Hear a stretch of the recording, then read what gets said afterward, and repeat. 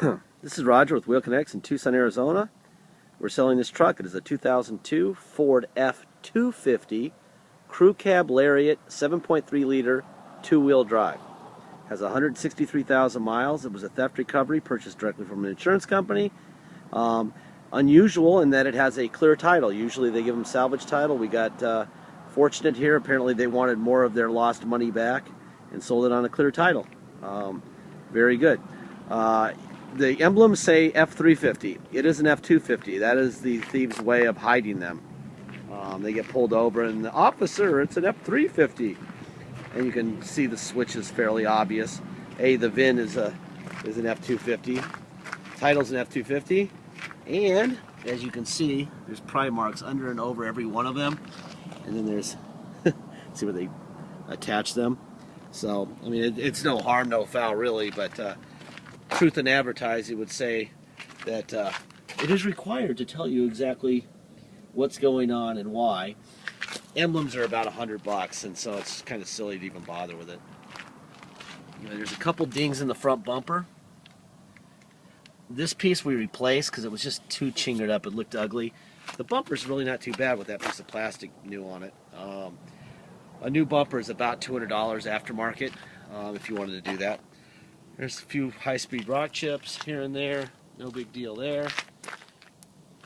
A few little light scratches there. Couple chips there. There's another F350 emblem with the obvious pry marks from when they took off the F250 and applied this one. I don't know what they think they're doing. Cops aren't smart enough to read VINs. These were not the smartest thieves. They stole the center console and the armrests off the front seats. Hardly a huge haul, but I guess if you're stupid enough to steal cars for a living, then you're probably not very smart. Well, there's a couple scratches here in the clear coat. Little nick here, little there. My job is to point out the negatives, not so much the positives, so that if you buy it and, you know, especially if you ship it, that you get it and it's better than you thought it would be. That's my goal with these videos. There's a little ding right here. I don't know if that comes out. A lot of these dings are so small, I don't know if you can see them. This is an HD video, but I'm not sure if you can see them or not. There's a ding here and here in the rear bumper. And I think I saw, there's one right here. More pry marks where they made it an F350 in their little workshop. Idiots. Scratch there.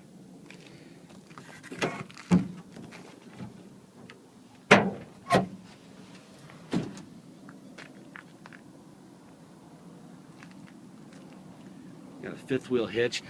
They spilled some sort of a glue or something, and then I'll go show you up close really what it looks like. This is the biggest ding in the truck. There's a little tiny ding right there. It's right in between my fingers. I don't know if that's a good enough angle or not. And they got into the pinstriping a little bit. There's a chip here.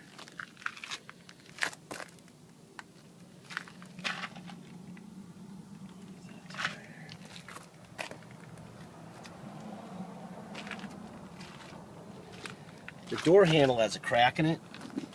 I'm gonna see if I can. It's functional, open and close. I want to make sure the lock works. We'll leave it alone and push that plastic back in. If it's non-functional and we need to replace the handle, we will. But at the very least, it will be fully functional, locking and closing and everything. All right, let's open the hood. There you've got your Ford emblem on the passenger fender. Ford emblem on the driver core support. You got to see those because then you know we got one new battery here. Then you know that parts haven't been replaced, it wasn't crashed. These are all the normal stickers you'd want to see where they belong. There's the Ford emblem there. There's the Ford emblem on the driver fender. So it looks like we got one new battery.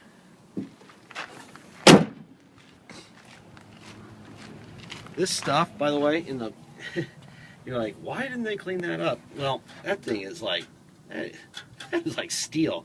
They must have spilled some sort of a glue in there. I'm not really sure what that's all about. But That's what they did. Let's see. All right. Open this back door. Get on the roof here so you can see what's on the roof.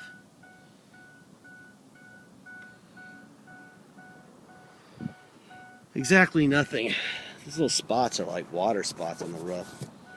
I guess if you're Shaquille O'Neal it would matter, but I don't think anyone's going to ever see it, so. A little something there in the seat.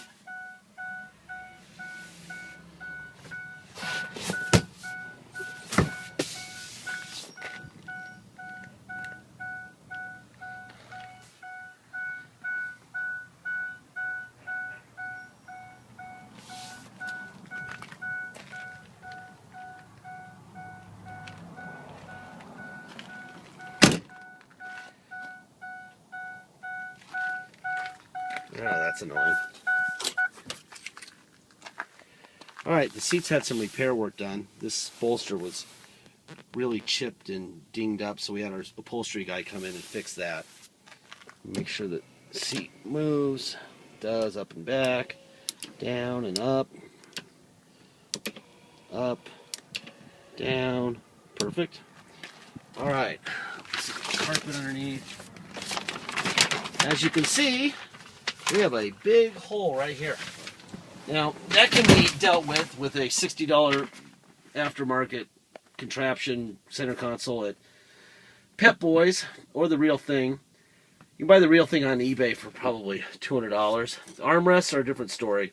You'd have to buy new seats to do this. I don't think anyone's going to take their armrests off to sell you, unless they have destroyed seats.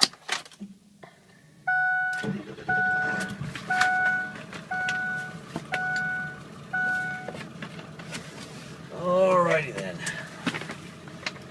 Let's see, what do we got? Let's make sure the radio works. Savings on a big select. Radio works. You have a 6-disc changer.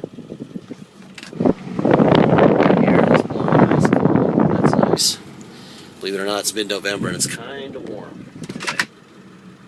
And let's see the seats. Try to go slow so you don't have to freeze it. You know how annoying that is. There's your overhead cluster. Let's see. Load. 74 degrees. I think it's more like 80. But this has been in the shade for a little while, so. Alright. You got cruise control. You have tilt. You have a adjustable pedal control. Let's make sure that works. And it does. Let's go through the windows. Driver window. Driver rear window. Let's see, passenger front and passenger rear. Okay, perfect. Let's mirrors. We're missing the little knob on top, but that's it. Perfect. That is a functional mirror. All right, let's go back to that side, and that mirror works fine also. All right, let's see, overdrive off and on, and to the cluster. 163,868 miles. There's the whole thing. All right, let's go on a quick ride. Because it's being sold on a clear title, no need to take it to get an inspection.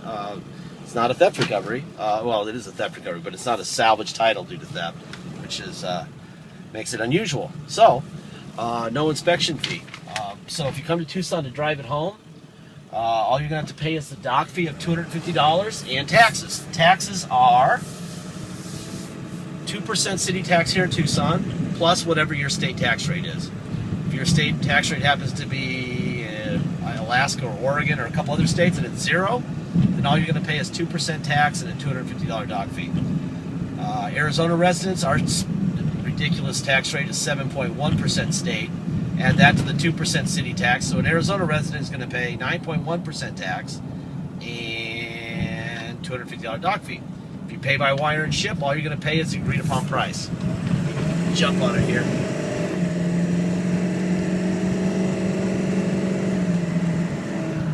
Very smooth running truck.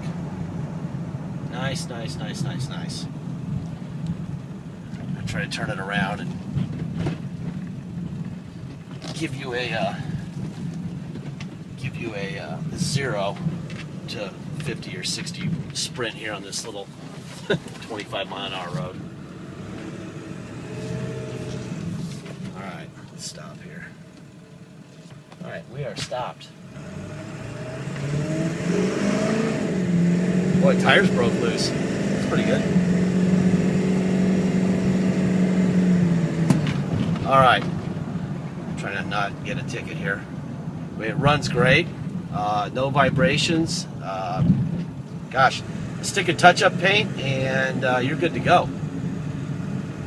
Please make sure you get a deposit in. No deposit, no deal. If somebody comes in 5 minutes after you, after we can agree on a price at 10 a.m. and if you don't have your deposit in and someone shows up at 10:05 a.m. with a deposit or cash, they're going to get the vehicle. So it's very easy to get your deposit in. We have it set up so it's very, very simple. Please get that done so that you're not disappointed. Thank you very much.